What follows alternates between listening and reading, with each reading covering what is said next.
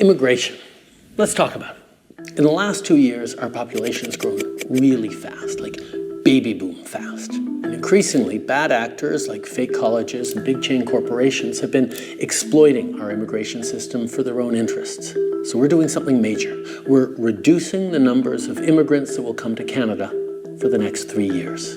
Today, I'm going to let you in on what happened, where we made some mistakes, and why we're taking this big turn.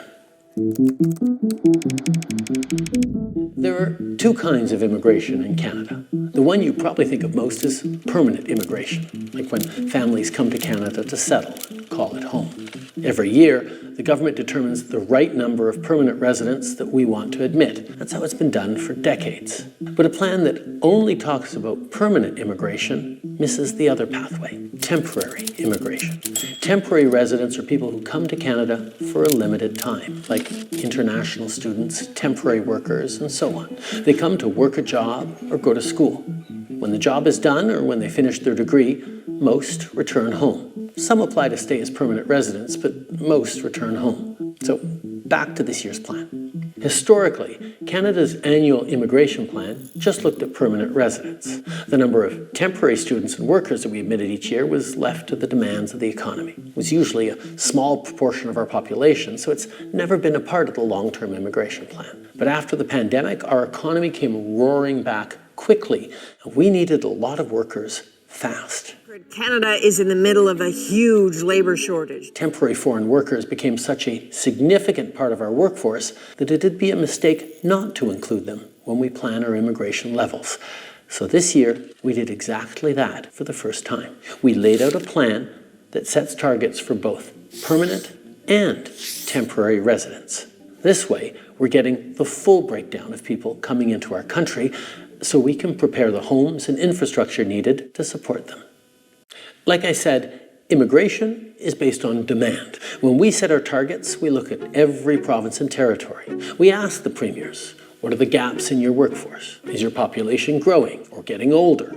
We field calls from businesses, CEOs, economic experts, all sharing their thoughts on where we should set our targets. We've had a chronic shortage of labor for the last decade. It is the #1 issue of all manufacturers across Canada. So we think there needs to be more, push the pedal to the floor to bring more people into Canada because Ontario is facing a generational labor shortage. 380,000 jobs are going unfilled. It's no surprise that every sector has different wants and needs when it comes to immigration. But after the pandemic, they all came to us with the same message. After 2 years with closed borders, we need more people, more workers, fast. So we brought in more workers, and it was the right choice. It worked. Our economy grew. Restaurants and stores reopened, businesses kept running. But most importantly, in spite of lots of economists' predictions, we avoided the worst-case scenario, a recession. But some saw that as an opportunity to profit, to game the system.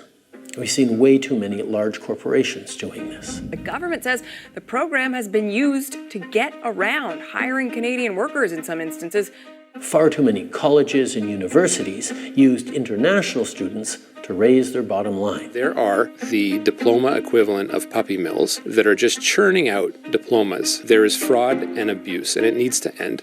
Because they could charge these students tens of thousands of dollars more for the same degree. And then there are really bad actors who outright exploit people, who target vulnerable immigrants with promises of jobs, diplomas, and easy pathways to citizenship, promises that would never come true. Looking back, when the post-pandemic boom cooled and businesses no longer needed the additional labor help, as a federal team, we could have acted quicker and turned off the taps faster. Now, it is time to make the adjustments to stabilize the immigration system that we need and get it working right for Canadians for right now. Immigration is primarily a federal job. We have the levers to rein it in, so we are. This is a big change. A major cut to immigration, reducing permanent immigration levels by at least 20%. A new string of measures to clamp down on temporary immigrants. That means a decrease in international students, temporary foreign workers. Canada's new immigration plan is straightforward. Lower the number of new immigrants coming into Canada, both temporary and permanent. We're prioritizing permanent residents with the skills we need, like healthcare workers for our hospitals and construction workers who will build more homes. And those temporary residents who are already in Canada, some will apply to stay in Canada as permanent residents. Since they're already here, established and working, the added pressure put on communities is very low. Or they'll leave Canada when their temporary residency expires, reducing our population. Some temporary residents may turn to our asylum system when their visa expires as a shortcut to stay in Canada. Those claims will be analyzed and processed, and if their claim fails, they'll be sent home. Between the amount of people coming and going, we'll effectively pause population growth for the next 2 years. Then from 2027 onwards, it'll balance out and slowly start increasing again at a sustainable pace. In fact, that gets us back to the population growth path we were on before the pandemic. This pause is going to give our economy and our communities the chance to catch up with things like our plan to build millions more homes. That's not stopping, but now we'll have a little more breathing room as we build. We'll see more corporations investing in Canadian workers and youth rather than relying on cheap foreign labor. Our cap on international students is already bringing rental prices down in big cities, and as we keep that cap in place, rents will keep coming down. We're making the system work for Canadians and for newcomers, rather than for the big box stores, chain restaurants, immigration consultants, and sham colleges that exploit it. Immigration is a great thing, and we're lucky that so many people dream of coming to our country. Fulfilling that dream depends on having a good job, a decent place to live, and health care that you can access when you need it. We have to make sure our population isn't getting out ahead of those things. With a glowing light, we will see us. Oh Canada, oh Canada.